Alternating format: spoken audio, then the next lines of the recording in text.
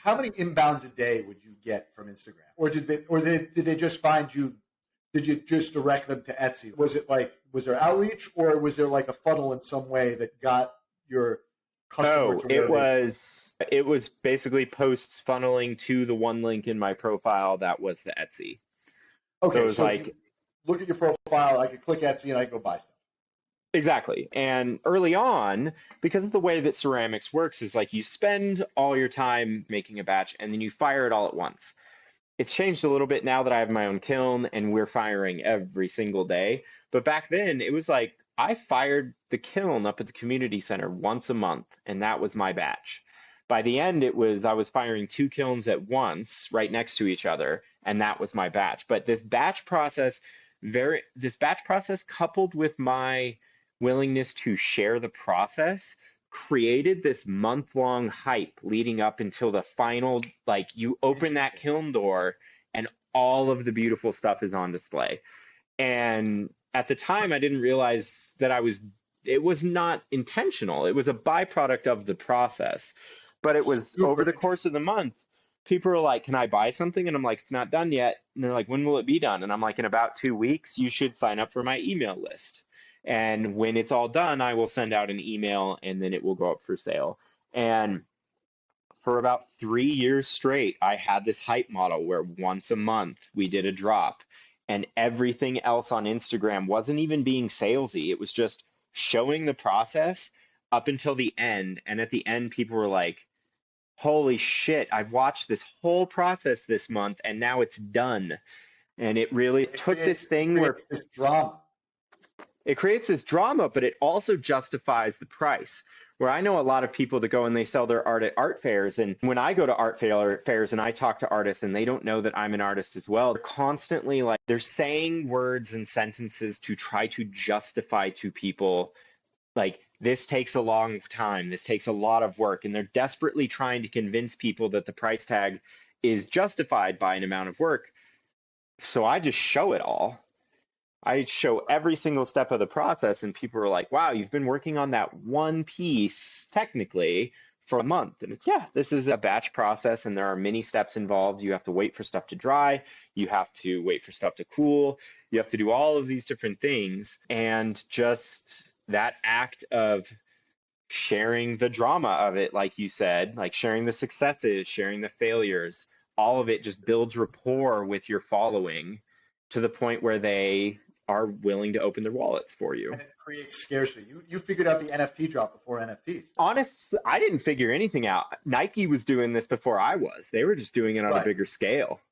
They like doing a monthly drop where I have a timer on my Instagram stories, and when that timer hits 0, you can hit the buy button. Like, we're actually doing one tonight. So all of this work over here, we have 297 pieces going up for sale at 6 p.m. tonight.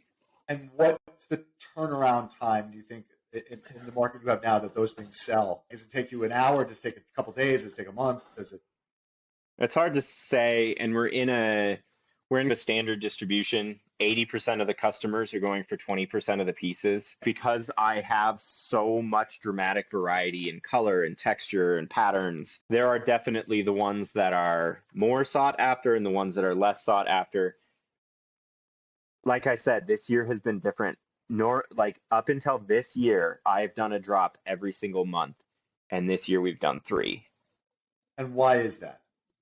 Because I'm making, I don't know if I'm allowed to talk about this. Okay.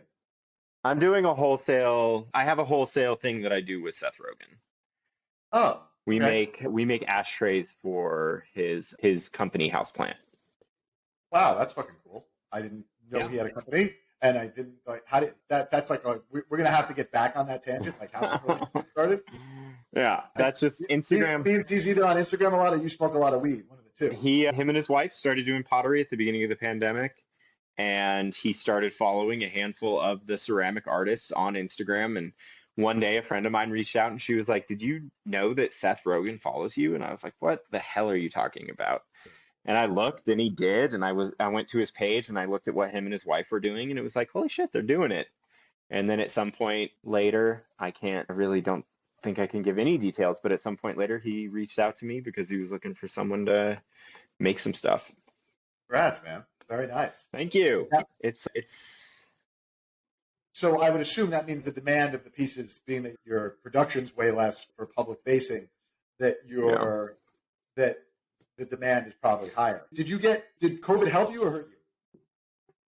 Oh, last year was the most insane year of my life. We did $500,000 in revenue. COVID was, oh, thank you. Yeah, we had doubled revenue every year for 4 years straight. And then at the end of 2020, I was like, there's no way that we can double it again. There's absolutely no way. But COVID was great for us because everyone was in their house online. There's actually, in my experience, the friends that I talk to, it seems like now is actually a fairly significant drought for selling stuff online, selling art online, is because people are getting back out into the world. They're spending their money on experiences, trips, stuff like that. But yeah, for online artists, obviously not everyone, but for the online artists that I know and I talk with on a regular basis, COVID was absolutely amazing for the online ones.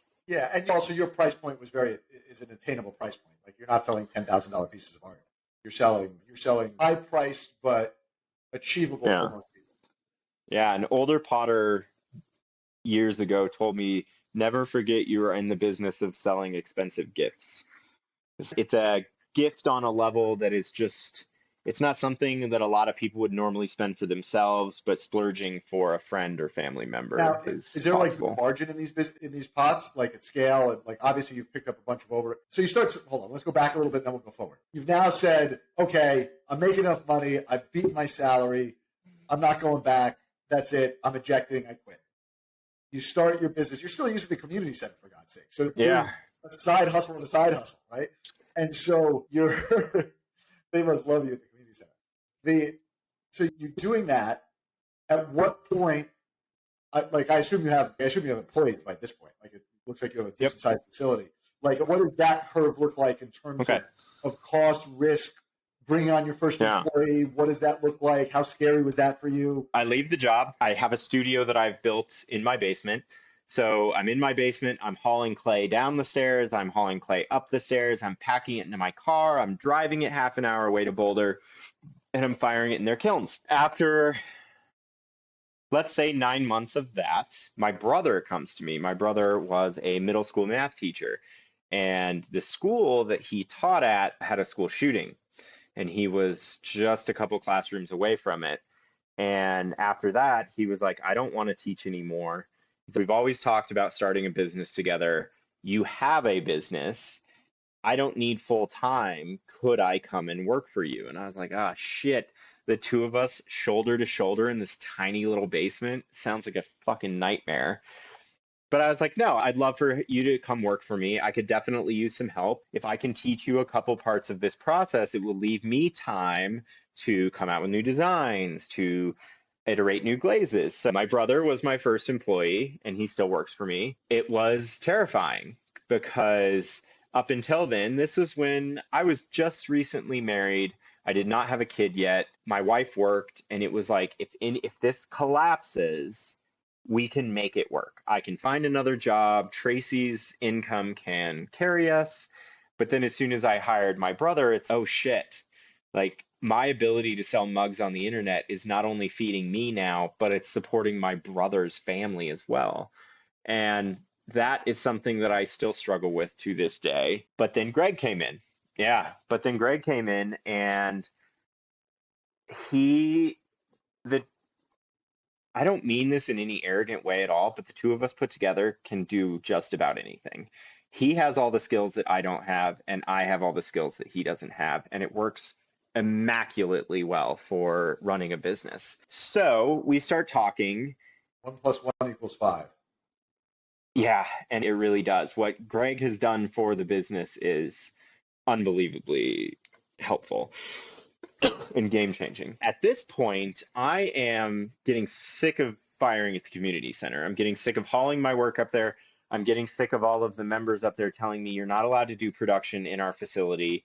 And I'm like, come on, like I'm doing 90% of it at my house. I just need to fire there. And it just wasn't a great situation. So this guy came from a company called Blau, and they make for all intents and purposes, they make the Tesla of pottery kilns. Not in the sense that it's electric powered, because mine is gas, but it is computer controlled, hyper efficient compared to kilns built here in America.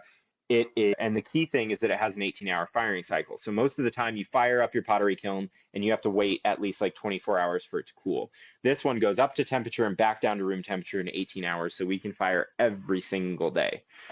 So I take the 2.5 years of profit from the company, because I've been living off of my salary from the university, and I send a deposit. I send $50,000 to Amsterdam for them to build me this custom kiln, and wanted to put it at my house. Couldn't put it at my house. It's a fucking giant monstrosity. And my neighbors would have hated me, and the city would have hated me. And can this business not only support my livelihood, my brother's livelihood, but can we have the overhead of a rental space and still make it work? And so I'm actually in our second space right now that we got just last November. But the first space that we got, it's 1,400 square feet, and it was me and my brother. And so we went from my basement and firing at the community center to 1,400 square feet, having a kiln in the back. And now all of a sudden we can do every single step of the process within 4 walls. We build a shipping station out. We get everything built out for efficiency. We have a photo booth that can be set up and taken down very quickly. And we just start cranking. And we have that first